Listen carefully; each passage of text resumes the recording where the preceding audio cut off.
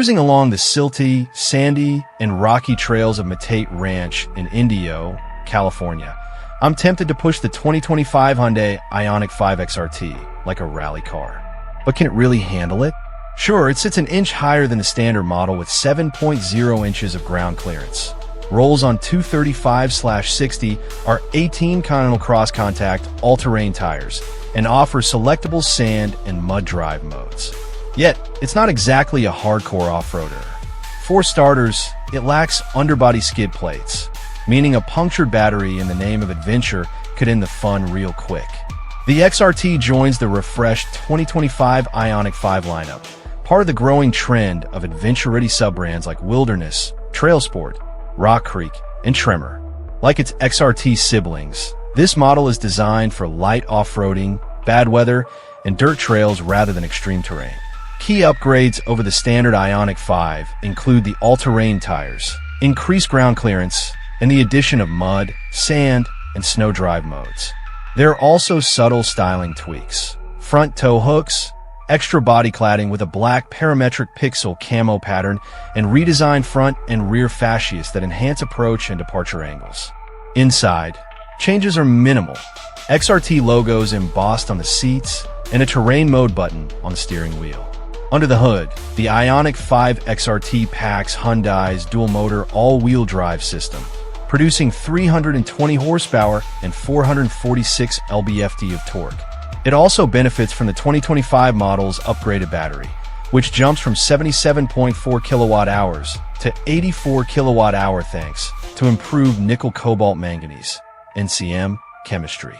Out on the trails, the dual-motor powertrain delivers plenty of punch, and it's even more responsive in sand and mud modes, especially after disabling traction control for reduced intervention.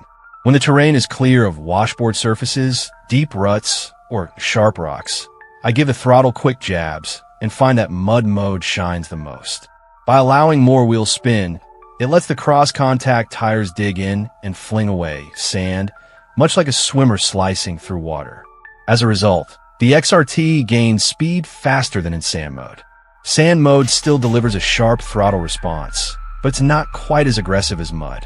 Just for fun, I test a launch in snow mode. As expected, it's tuned for maximum traction control, designed to ease a car into motion on slick surfaces. Here, it makes the XRT sluggish off the line, a stark contrast to the livelier sand and mud modes. Hyundai didn't let us test the XRT on pavement, but the company claims a 0 to 60 miles per hour time of 5.1 seconds, 0.2 seconds quicker than other dual-motor variants. That's surprising, considering the knobby all-terrain tires should provide less traction on asphalt. Ioniq 5 XRT, almost a rally machine. Hyundai's curated trail starts with a rocky, uneven path featuring small hill climbs and deeper ruts. Careful navigation is key, as jagged rocks pose a serious threat.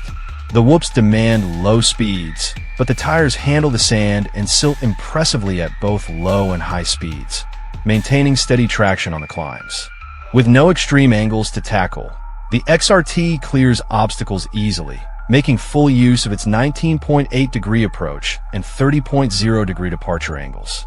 Those aren't particularly aggressive angles, but they're improved from the standard 17.5 and 25.4-degree angles of the standard Ioniq 5. By comparison, the Ford Bronco Sport Badlands has a 30.4-degree approach angle and a 33.1-degree departure angle.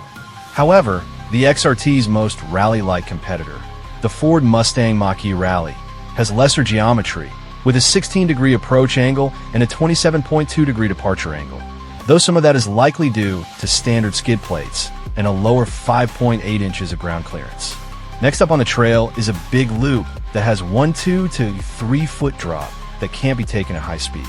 Otherwise, this section is largely devoid of rocks and has undulating sandy terrain with some deeper ruts dug out by previous drivers. This is my chance to slide around like I'm on a rally stage.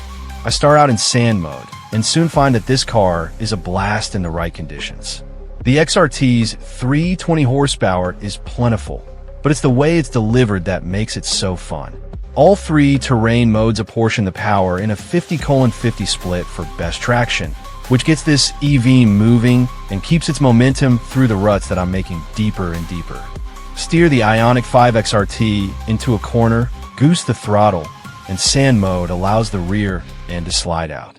Let off and the tail tucks back in, then steer the opposite direction, goose it again, and it swings the other way. Let off, rinse, and repeat. I find myself grinning from ear to ear as I slide/drift from one corner to the next. Like it was for launches, mud mode with ESC step down is even better, with less stability intervention for an even more pure experience. Fantastic. Those deepening ruts scrape the steel underbody, but I'm not smashing it against rocks or high-centering the car. It pulls itself out of the deeper ruts and just keeps moving. I like some bash plates down there like the Mach-E Rally has in case I would encounter a rock, but that's not a problem today. It could be a problem for an overly ambitious buyer though, so I do recommend Hyundai add them, or at least make them available for anyone who would want to hoon their Ioniq 5 XRT through the desert. My little rally route has no jumps or big dips that would fully extend or compress the suspension. And that's wise because the Ioniq 5 XRT has no special Fox shocks or external bypass dampers to handle those kinds of sudden shocks to the suspension, as well as no secondary damping to prevent bottoming out on the bump stops, especially with 4,707 pounds to control. The Mach-E Rally uses its magnetic dampers for both of those purposes. The rest of the driving dynamics are like other Ioniq 5s. Overly light steering without much feel, a ride that doesn't beat you up, even over off-road ruts and bumps, and predictable brakes. The XRT could use some of the Ioniq 5N's tuning to add more road or sand feel. Ioniq 5 XRT, minor on-road compromises. Without a street drive, I can't say for sure how the Ioniq 5 XRT's dynamics compare to standard models. However, I expect the same behavior we've seen with other soft-roaders. A softer ride, due to taller tire sidewalls that also leads to less traction for cornering on dry pavement and less immediate turn-in response. Add the additional inch of ride height, and occupants can expect more body lean in corners and a bit more head toss over bumps and through turns. Some would say that amounts to a compromise. The other slight compromise will be less range, but EPA ratings suggest the penalty won't be so significant. While the dual-motor AWD Limited model has 269 miles of range, the XRT's tires give it 259 miles of range.